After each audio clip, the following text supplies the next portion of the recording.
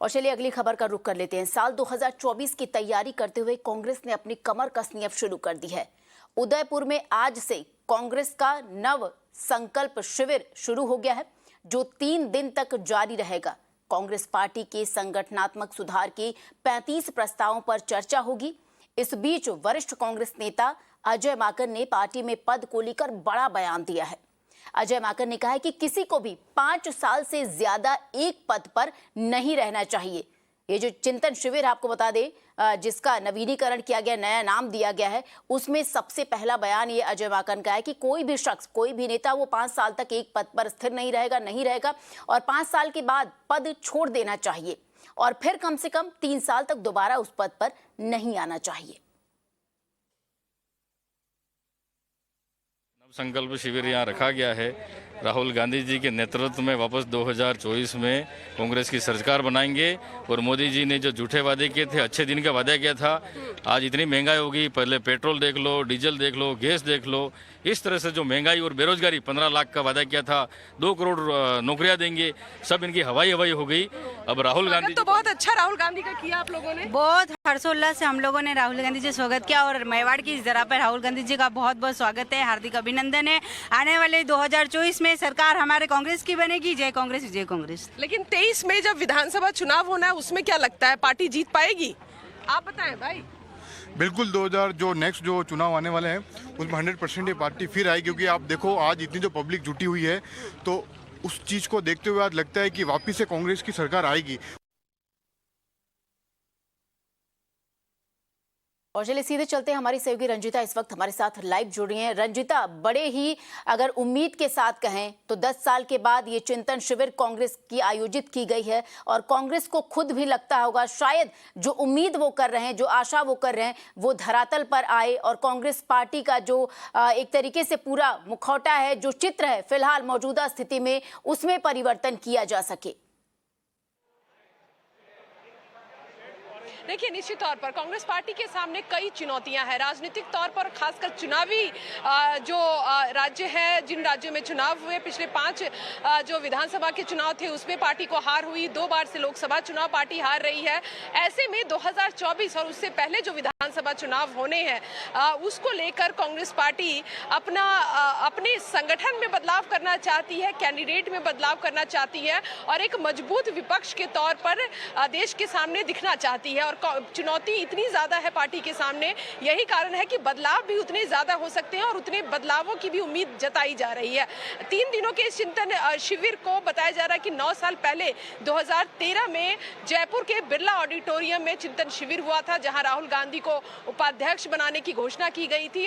और आज भी जब चिंतन शिविर, जिस पर हम अब बात कर रहे हैं अभी, इस दौरान भी कहा जा रहा है कि जो 3 दिनों का चिंतन शिविर है, आज सोनिया गांधी सबसे पहले ओपनिंग अपना स्टेटमेंट जो है वो जारी करेंगे और उसके बाद जो अलग अलग कमेटियां पार्टी ने बनाई है, संगठन के लिए अलग कमेटी बनाई है, पॉलिटिकल कौन कौन से प्रस्ताव होने चाहिए उस पर एक अलग कमेटी बनाई गई है। इसके अलावा युवा रोजगार जो सबसे बड़ा मुद्दा है, जिस पर लगातार सरकार को घेरने की कोशिश रहती है कांग्रेस पार्टी की, उसको लेकर एक अलग कमेटी है, खेती किसानी की एक अलग कमेटी है।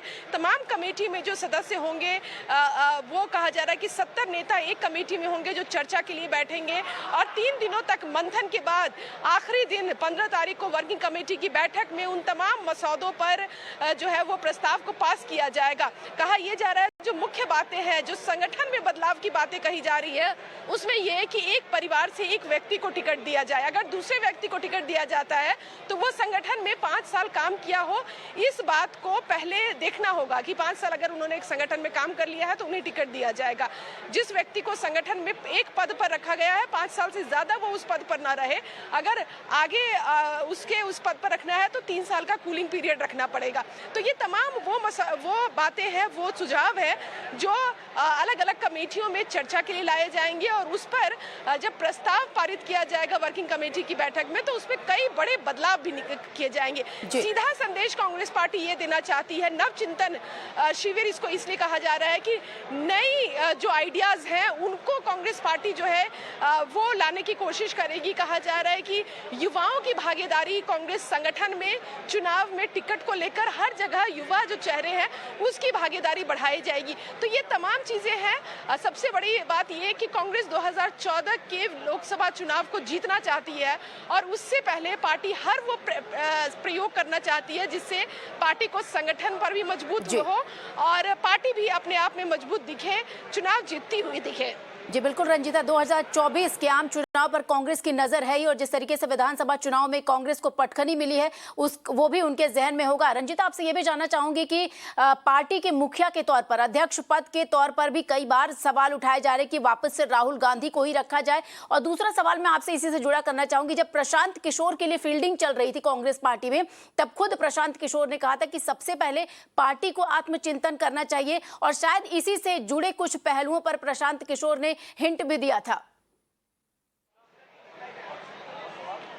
बिल्कुल, देखिए जिस बदलाव की और जिस अध्यक्ष पद की हम बात कर रहे हैं, कांग्रेस के बाहर भी और कांग्रेस के अंदर भी G23 के जो नेता हैं उन्होंने भी हमेशा यही कहा कि कांग्रेस का अध्यक्ष एक सशक्त होना चाहिए और चाहे वो राहुल गांधी ही क्यों ना हो, लेकिन जिम्मेदारी लेने की जरूरत है। सोनिया गांधी अभी अंतरिम अध्यक्ष है। संगठन चुनाव की प्रक्रिया कांग्रेस की चल रही है। बताया जा रहा है कि जुलाई में कांग्रेस को अपना नया अध्यक्ष मिलेगा, लेकिन 3 दिनों के इस चिंतन शिविर में सूत्रों का ये कहना है कि कई नेता ऐसे हैं जो सुझाव के वक्त ये बात भी अपने जो दिल की बात है वो जबान तक लेकर आएंगे, वो ये कि राहुल गांधी को एक बार फिर कांग्रेस का अध्यक्ष बनना चाहिए और वो कमान संभाल ले। हालांकि इसका जवाब राहुल गांधी ने कई बार सार्वजनिक तौर पर भी दिया है कि चुनावी प्रक्रिया के जरिए कांग्रेस का नया अध्यक्ष चुना जाएगा।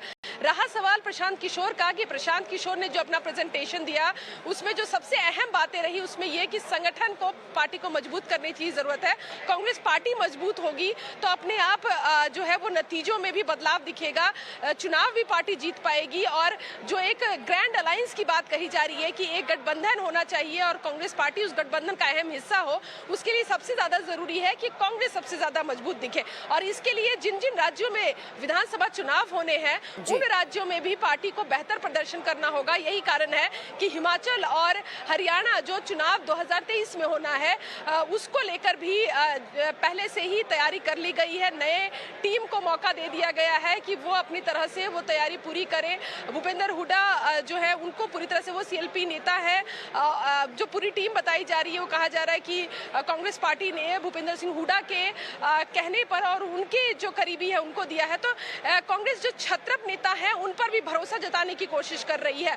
ऐसा ही नजारा हमने हिमाचल में देखा है। वीरभद्र सिंह जो हिमाचल के पूर्व मुख्यमंत्री थे, उनकी पत्नी जो है उनको कांग्रेस पार्टी ने अध्यक्ष बनाया है। तो ये बदलाव एक एक कर अलग अलग राज्यों में भी देखने को मिल रहे हैं और ऐसे बदलाव पार्टी को करने होंगे क्योंकि नतीजों में भी बदलाव पार्टी को चाहिए। जी रंजीता, आपका बहुत बहुत शुक्रिया इन तमाम जानकारी के लिए। कांग्रेस पार्टी को अगर नेशनल लेवल पर बदलाव चाहिए तो क्षेत्रीय स्तर पर भी उसे बदलाव करने की सख्त जरूरत है और शायद उन सब मुद्दों को लेकर, उन सब बातों को लेकर ये जो नवचिंतन शिविर कांग्रेस का उदयपुर में चल रहा है, ये सब उन्हीं बातों का एक सम्मिलित जत्था होगा जिसमें कांग्रेस विचार विमर्श कर रही है और इसके बाद कांग्रेस अपना अगली जो कांग्रेस की रणनीति होगी चुनाव को लेकर उस पर वो खरी उतरेगी।